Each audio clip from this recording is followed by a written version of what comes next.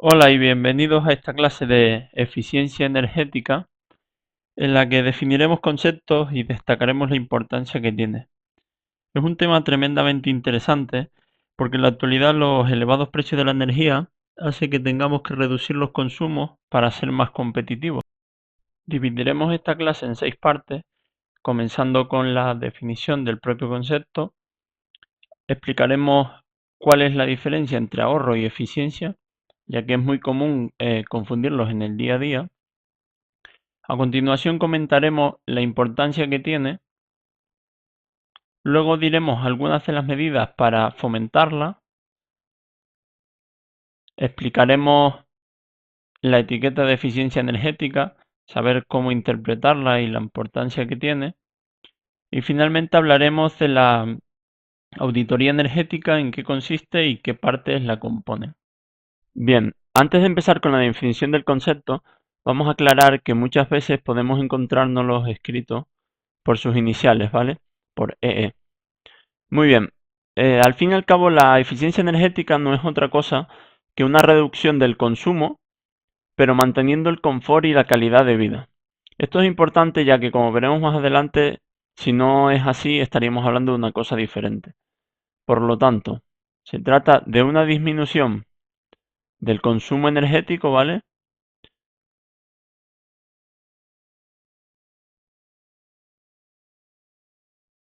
Manteniendo el confort y calidad de vida.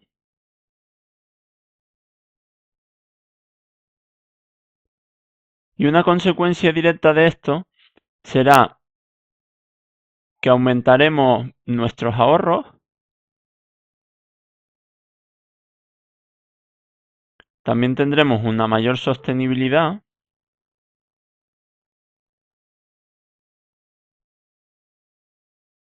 y finalmente aumentaremos la protección por el medio ambiente. Pues esto sería un poco lo que es la definición de eficiencia energética. Bueno, vamos a continuar hablando ahora sobre la diferencia entre eficiencia energética y ahorro, ya que es muy común confundirla en la actualidad, quizás porque la finalidad que buscamos con cada una de ellas es exactamente la misma, que no es otra que reducir el consumo. Por lo tanto, para entender cada una de estas palabras, podremos decir que la eficiencia energética no es otra cosa que sacarle el máximo partido a la energía que consumimos. Es decir, hacer un óptimo uso de la energía, ¿vale? En cambio, el ahorro simplemente es dejar de consumir. O sea, aquí no consumir. Bien, a continuación pondremos un ejemplo gráfico con unas bombillas en el que podremos ver bien la diferencia entre una actuación que es ahorro y una que es eficiencia energética. Por lo tanto, suponemos que tenemos en el salón de nuestra casa una bombilla incandescente de unos 40 vatios y decidimos disminuir nuestro consumo. Para ello, ¿qué hacemos? Apagamos la luz. Muy bien, apagamos la luz, por lo tanto, estamos renunciando a una de las prestaciones que teníamos, que era estar en el salón con luz, para disminuir el consumo. Entonces hablamos de ahorro, ¿vale? Esto sería ahorro. En cambio, otra manera de disminuir el consumo es la eficiencia energética, que sería, por ejemplo, sustituyendo la bombilla incandescente de 40 vatios por una equivalente LED de unos 10 vatios, 10 vatios LED, ¿vale? Aquí, como podemos ver, la diferencia de potencia es importante, por lo tanto el consumo va a ser menor. Entonces no renunciamos a ninguna prestación de dejar de estar sin luz, pero sí que vamos a disminuir el consumo. Por lo tanto, esto sería eficiencia energética. Yo creo que con esto ya queda bastante claro cuál es la diferencia entre ahorro y eficiencia energética. Pues bien, al final la finalidad es exactamente la misma, que es disminuir el consumo, pero como podemos ver, el camino que nos lleva hacia ello es bastante diferente. Hablaremos ahora de la importancia que tiene la eficiencia energética, ya que tal y como hemos planteado la sociedad actual, la energía se hace imprescindible para el día a día de nuestras vidas. Sobre todo en las partes más desarrolladas del planeta, cada vez las exigencias energéticas son mayores. Más adelante mostraremos un gráfico en el que podremos ver cómo la demanda energética no ha parado de crecer en los últimos años. Y al final de esta forma lo que estamos haciendo es disparar los consumos hasta niveles insostenibles. Puesto que socialmente siempre cuesta más renunciar a ciertos hábitos para ahorrar energía, es importante fomentar la eficiencia energética. Y como dijimos anteriormente, no renunciamos al confort y a la calidad de vida, sino disminuimos el consumo. Y así de esta forma, pues estaríamos en unos consumos en niveles más sostenibles. Como comenté anteriormente, vamos a ver ahora un gráfico en el que se puede ver claramente cómo la demanda energética no ha parado de crecer. Aquí lo podemos ver desde los años 60 hasta el 2006. Cada año se demanda más energía. Se podrán preguntar por qué justo aquí empieza a decaer la demanda energética. Y bueno, no es porque nos hayamos vuelto eficientes o hayamos decidido ahorrar, sino simplemente por la crisis económica que ha azotado a estos países, que ha hecho mella también en el consumo energético. A continuación hablaremos de algunas de las medidas que podemos utilizar para fomentar la eficiencia energética.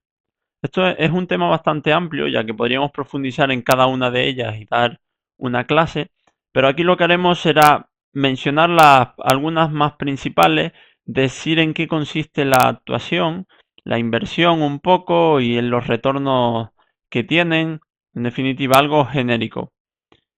Comenzaremos hablando sobre la iluminación, ¿vale? Antiguamente, las bombillas que habían en las casas, prácticamente todas eran de incandescentes. Estamos hablando que una bombilla incandescente tenía entre 40 y 50 vatios. Una genérica, ¿vale? No había de más potencia, incluso de menos, pero las normales eran de esa potencia. Luego apareció el bajo consumo, que más o menos una bombilla de las mismas características que la incandescente tenía unos 18, 20 vatios. Y posteriormente, o sea, en la actualidad ahora, apareció la bombilla LED. Siguiendo con las mismas características y prestaciones que las demás, una bombilla LED podría tener 9, 10 vatios. ¿Vale? Como podemos ver aquí, de aquí a aquí y de aquí a aquí, el ahorro de si pasamos de incandescente a bajo consumo es en torno a un 50%. Y si pasamos de bajo consumo a un LED, conseguimos otro 50%. Por lo tanto, dependiendo del escenario desde el que partamos, obtendríamos unos ahorros u otros. Por ejemplo, si damos el salto directamente desde aquí hasta aquí, estaríamos hablando de un ahorro del 75%, por lo que las inversiones tendrían unos retornos muy, muy, muy rápidos. Bueno, pues esto un poco serían las principales actuaciones que se podría hacer con la iluminación.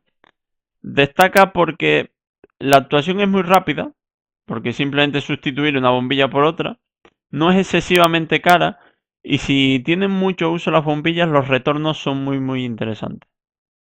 Otra de las opciones que podemos utilizar es el cambio de la caldera, ya sea a nivel individual de una vivienda o a nivel grande de una comunidad de vecinos, un negocio, en definitiva, cualquier caldera es susceptible de una mejora. Podemos optar por renovar la caldera simplemente. Si tenemos una caldera de gasoil, la cambiamos por una caldera de similares características, pero más nueva, que tendrá unos mayores rendimientos y una mayor eficiencia. O podemos optar por sustituir la caldera por otra de diferentes características, como puede ser, por ejemplo, la biomasa, o también podemos tener calderas de gas. En fin, hay muchas calderas dentro de cada uno de los combustibles. Hay diferentes opciones, por ejemplo en el gas tenemos calderas de condensación, son un poco más caras, pero tienen unos mayores rendimientos. En fin, dependiendo un poco de nuestra situación y la ubicación en la que nos encontremos y las características del entorno, pues debemos optar por una opción u otra. No debemos descartar ninguna, simplemente evaluar cada una de ellas y luego ya tomar la decisión sobre la que sea más conveniente. Otra de las opciones sería la mejora del aislamiento de la envolvente térmica del edificio, en la que podemos distinguir tres categorías. Uno, las de inversión alta, otro, las de inversión media y otro, los de inversión baja. Dentro de las de inversión alta encontraríamos lo que es la mejora térmica de las paredes del edificio.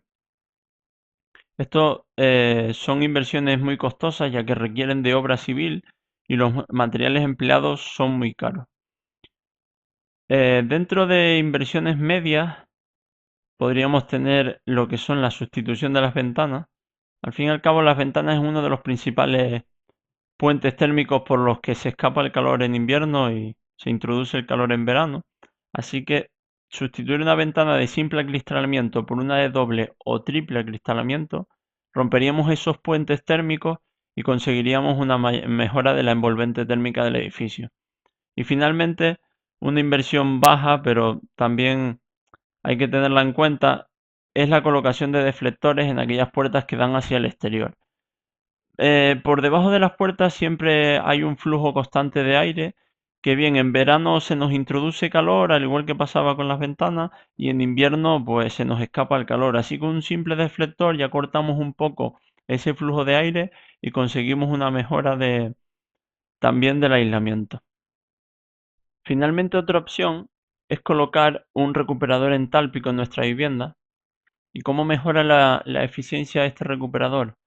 Bien, supongamos que esto es el interior esto aquí es el interior de la vivienda en invierno y esto el exterior. Digo en invierno porque aquí tenemos el aire frío y aquí el aire caliente. Vale, entonces cuando se produce la renovación de aire, el aire del interior de la casa sale por aquí y el aire del exterior entra por aquí. ¿Qué pasa aquí?